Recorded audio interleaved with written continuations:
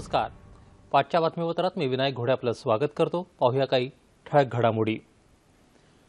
शिक्षकी पेशाला आज सामाजिक प्रतिष्ठा आवश्यक असून यामुळे अनेक विद्वान व्यक्ती या पेशाकडे वळतील असं मत राष्ट्रपती प्रणव मुखर्जी यांनी व्यक्त केलं आहे.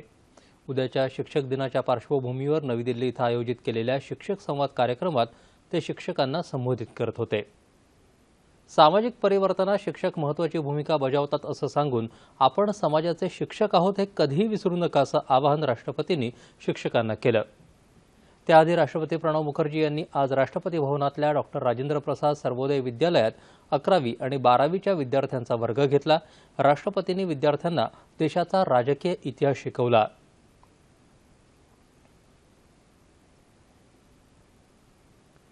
देशाच्या भवितव्याला शिक्षक आकार देत असतात. शिक्षकासारखा पेशा नाही आणि शिक्षक कधीही निवृत्त होऊ शकत नाही असं पंतप्रधान नरेंद्र मोदी यांनी म्हटलं आहे. उद्याच्या शिक्षक दिनानिमित्त पंतप्रधानांनी आज नवी दिल्ली इथं विद्यार्थ्यांशी मनमोकळा संवाद साधला. यावेळी देशभरातल्या विविध ठिकाणच्या विद्यार्थ्यांनीही व्हिडिओ कॉन्फरन्सिंगद्वारे पंतप्रधानांना वेगवेगळ्या विषयांवर प्रश्न विचारले. देशसेवा केवळ सशस्त्र दलात जाणं किंवा राजकीय क्षेत्रात येणं एवढ्यापुरतीच मर्यादित नाही. वीज बचत, स्वच्छता राखणं अशा अनेक गोष्टींच्या माध्यमातून आपण देशसेवा करू शकतो असं पंतप्रधानांनी सांगितलं. राजकीय क्षेत्र खूप बदनाम झालंय. राजकीय क्षेत्राच्या साफसफाईसाठी सर्व क्षेत्रातल्या चांगल्या व्यक्तींनी राजकीय क्षेत्रात प्रवेश करणं आवश्यक आहे. आपापल्या क्षेत्रात चांगली कामगिरी करणाऱ्या व्यक्तींनी आठवड्यातला किमान 1 तास किंवा वर्षातले 100 तास एखाद्या शाळेत शिकवण्यासाठी द्यावेत असं आवाहनही पंतप्रधानांनी यावेळी केलं.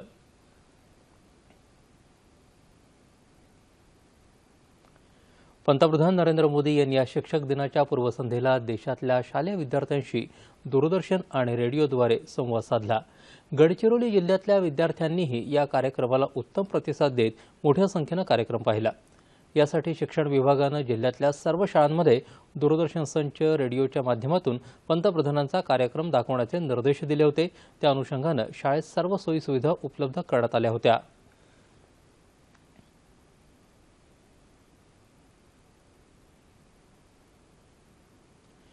मराठवाड्याचा 3 दिवसांचा दौरा केल्यानंतर मुख्यमंत्री देवेंद्र फडणवीस आज अहमदनगरच्या दौऱ्यावरती आहेत. अहमदनगरच्या अनेक भागांना टंचाईचा सामना करावा लागतोय. या भागांना भेट देऊन मुख्यमंत्री परिस्थितीची पाहणी करत आहेत. महाराष्ट्र गेल्या वर्षापासून दुष्काळाचा सामना करतोय. राज्यात गेल्या 3 वर्षात काही भागात गारपीट, कुठं अवर्षण तर कुठं अतिवृष्टी अशी संकट आली आहेत. आताचं संकट मोठं आहे, पण आपण परस्पर सहकार्यानं यावर मात करू असा आश्वासक दिलासा मुख्यमंत्री देवेंद्र फडणवीस यांनी दिला. पारनेर तालुक्यातील पिंपरी पठार परिसरातील पीक परिस्थिती, कोरडा पाझर तलावाची पाहणी केल्यानंतर मुख्यमंत्र्यांनी शेतकऱ्यांशी संवाद साधला.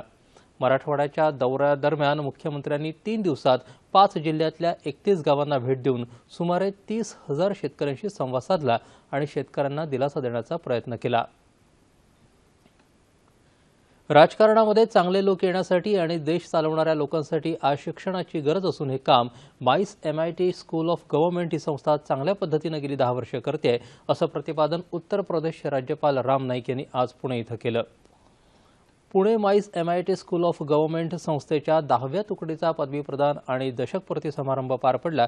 त्यावेळी नाईक बोलत होते. कार्यक्रमाला MITचे प्रमुख विश्वनाथ कराड, राहुल कराड, राधाकृष्णन पिल्ले, डॉक्टर हरिदास उपस्थित होते. सुशिक्षित तरुणांनी राजकारणामध्ये यावं, तसंच राजकारणामध्ये करिअर होऊ शकतं अशा पद्धतीनं कार्य करावं असा विचार समाजात रुजण्याची आवश्यकता असून त्यासाठी MITचा हा अभ्यासक्रम उपयोगी ठरू शकतो असंही नाईक यावेळी म्हणाले. हिंगोली जिल्ह्यातल्या औंढा नागनाथ इथं माता बाल आरोग्य तसंच इंद्रधनुष्य अभियानामध्ये लसीकरण आणि जनजागरण कार्यक्रमाचं आज आयोजन केलं होतं. केंद्र सरकारच्या माहिती आणि प्रसारण मंत्रालयाच्या क्षेत्रीय प्रचार कार्यालयाच्या वतीनं या कार्यक्रमाचं आयोजन केलं होतं. यावेळी किशोरवयीन मुलामुलींची तपासणी, गर्भवती आणि बालकांची तपासणी करण्यात आली. HIV, क्षयरोग तसंच रक्त अल्पता अशा विविध चाचण्या यावेळी करण्यात आल्या. या अभियानाचा लाभ ग्रामीण भागातल्या वाडी, तांडे, वस्त्या, दुर्गम भागातल्या जनतेनं घेतला अशी माहिती हिंगोलीचे निवासी वैद्यकीय अधिकारी डॉक्टर गोपाल कदम आणि डॉक्टर राहुल राळेगावकर यांनी दिली. हवामान बदलाचे धोके आणि दुष्काळ सदृश परिस्थिती यांची माहिती विद्यार्थ्यांना देण्यासाठी सोलापूर विज्ञान केंद्राच्या वतीनं पर्यावरण, पाणी, वीज आणि कृषी या विषयांचं विज्ञान प्रदर्शनाचं आयोजन केलंय। या प्रदर्शनामध्ये सौर ऊर्जा, भूजल पातळी, भूगर्भातल्या हालचाली, पाणी बचत तसंच पाण्याची साठवणूक अशा विविध विषयांची माहिती प्रदर्शनातून दिली जाते। पावसाचा प्रत्येक थेंब कसा अडवला जाऊ शकतो तसंच पाण्याचा पुनर्वापर, वृक्ष लागवड यांची माहिती प्रदर्शनात दिली जात आहे। याबरोबरच हे बातमीपत्र संपलं। पुन्हा भेटूया संध्याकाळी 7 वाजता आपल्या सह्याद्री वाहिनीवर। नमस्कार।